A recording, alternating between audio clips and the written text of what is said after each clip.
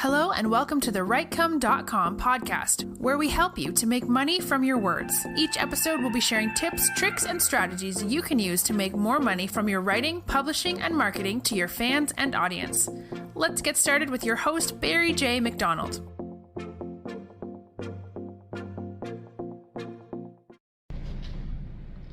Hi, this is Barry here, and you are very, very welcome to today's podcast episode from Writecome.com.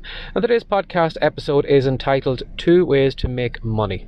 Now, I'm sure in probably the weeks, the months, the years ahead, this is probably going to be one of my more popular episodes because that title is going to attract your eyes to it. Because a lot of us want to make more money, I'm sure a lot of people are going to listen to it. So I'm not going to drag it out. I'm not going to give you half an hour of a podcast episode and tell you what it is at the end. I'm going to be upfront and I'm going to give you the two things right now. So, as the great Randy Gage says, the 2 ways to make money are: one is to solve problems, and the other is to add value. Now, for some people, you're probably going to be disappointed in that response.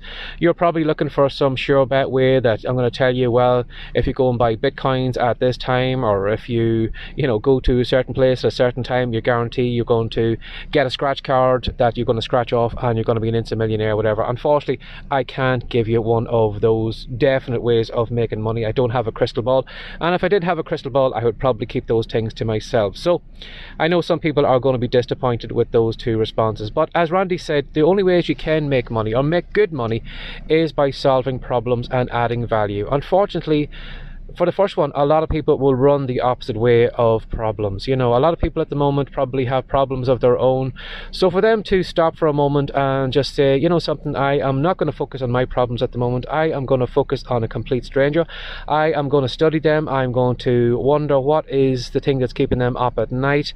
And I'm going to focus my time and energy on them, and I'm going to solve their problems. And because of that, I'm going to make money. Unfortunately, a lot of people will dismiss that idea straight away because a lot of us have this mantra in our head. I've mentioned it many, many times before. It's all this kind of what's in it for me, what's in it for me.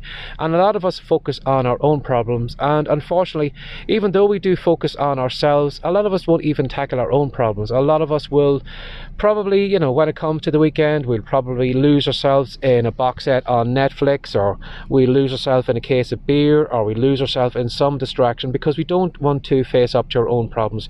We don't want to face up to our relationship problems. We don't want to face up to our lack of money, maybe the job we're in, or all those different things, and we turn a blind eye to it, hoping that at the end of that box set that problem is going to be gone. Maybe when we drink the case of beer and we wake up the next morning, everything is going to be hunky-dory and that problem we had isn't there anymore. And unfortunately, a lot of us don't want to tackle our own problems, and that's because we don't want to tackle our own problems.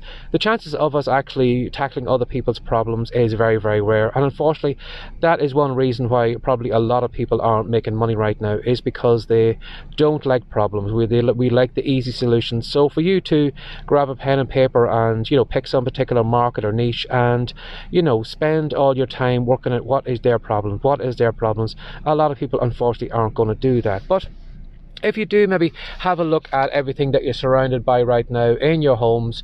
All the inventions, all the different things that surround you right now have probably come about, or you have probably purchased them because they have been a solution to your problem. Even if you take something as simple as a toaster, all a toaster really does is basically you put in bread and you get toast at the other side, and it probably, hopefully all going well, usually comes out the exact same color and the exact same texture every time. So I'm sure somebody probably said at one time they were fed up burning their bread, maybe holding a fork with a piece of paper, with a piece of bread on the end of it, and were fed up getting a burnt piece of bread. They probably said to themselves, well, is there any way I can prevent myself from wasting bread? Is there any way I can prevent myself from burning my fingers? Is there any way I can come up with an idea that will create the same kind of piece of toast over and over and over again, the same texture, the same color, without burning it? So I'm sure probably somebody at one stage had that problem, and that is how the toaster had come about. Even any other appliances, kettles, electric kettles, fridges, electric ovens, or all those different things had come about because somebody has solved a problem. And that problem that somebody solved, if it was a problem that a lot of people had over the world, because it's a huge problem, if you do solve a problem that a lot of people have in the world, you are going to be well paid for it. So I want you to have a look at whatever you're doing right now, whatever niche, whatever genre, whatever it is.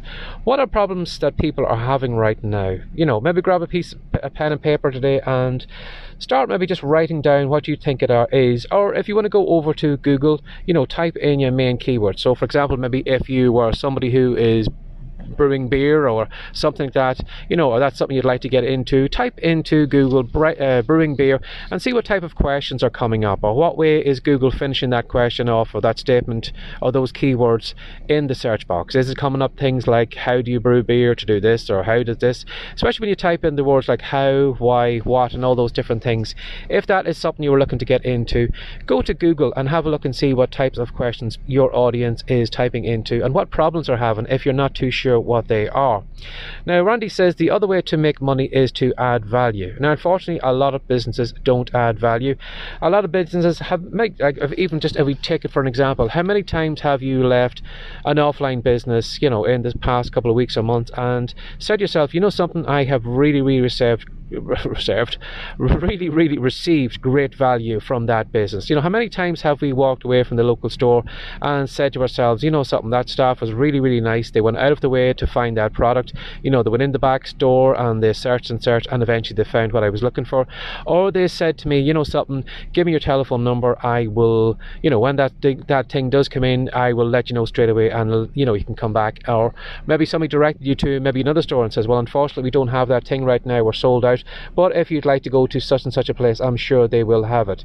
How many times have you left a business like that and just said to yourself, something, I received really great value, for the money I've spent in it, I received far more value, and because of that I'm going to go back again.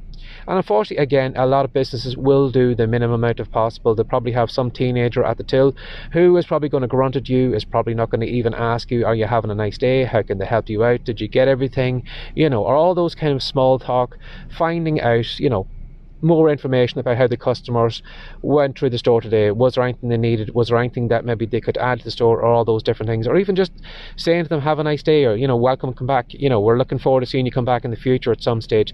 Anything like that would add a little bit of value. But unfortunately, a lot of people just assume, because the person has come in the door right now, that they are going to come back in the future. And unfortunately, a lot of those customers are probably going to go to another place where they are getting better value. And a lot of offline businesses right now are being really hit by how Amazon is taking over with the online shopping. And while you can say a lot about Jeff Bezos and all those different things, how many times have you come away from Amazon and felt like you didn't receive good value? You're getting your products probably shipped to you in the matter of a couple of days, rather than waiting for the 7, 14 or 28 days that you previously had to wait. And again too, if you've got a complaint about the product, how many times have they said, what, don't bother sending the product back, we will just send the money back to your bank balance or whatever, or we'll reimburse you, or we will maybe send another product or whatever that should fulfill what you were looking to do. How many times have we gone to a store like Amazon and received service like that? And because we've received service like that, that is why we're going back there again. So it's no wonder that Jeff Bezos is cleaning up and is, making a fortune right now, because he is adding a lot of value that unfortunately offline businesses weren't doing. So, as Randy said, there is only two ways to make money. One is to solve other people's problems, and the more problems you can solve, the better. Or if you find a huge market of people who are all having the same problem, if you can solve that problem, you are going to be reimbursed for it. So think about that. What is your niche or your business, at the moment? What is the problems your customers, your readers or whatever are having right now, and can you solve that problem? And the more you focus on their problems and help them solve their problems, they will return the favor by putting money into your bank account because of it. And again too, whatever your business is in right now, is there any way maybe you can add more value? Can you make your customer or your reader or whatever feel more special because they're dealing with you rather than dealing with somebody else?